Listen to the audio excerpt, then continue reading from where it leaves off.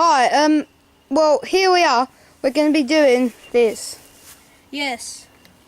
Well, I'm going to teach you how to make a homemade rocket launcher with just homemade things like a water bottle and a bicycle pump.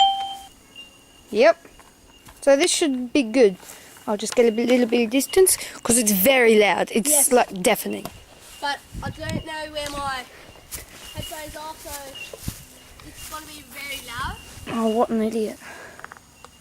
Okay, so first you put on the thing like this and you just start pumping, and you know when it's ready when it starts hissing, but it's like a really loud hissing, like there's a gas leak. Do the impression. What?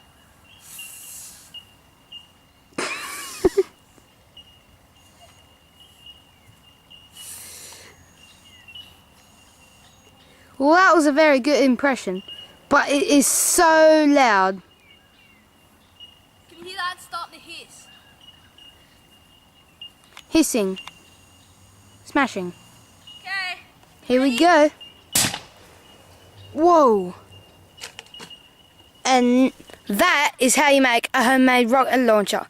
Now that is gone over into the bush, nowhere to be found. And it also deafens you. That's how you make a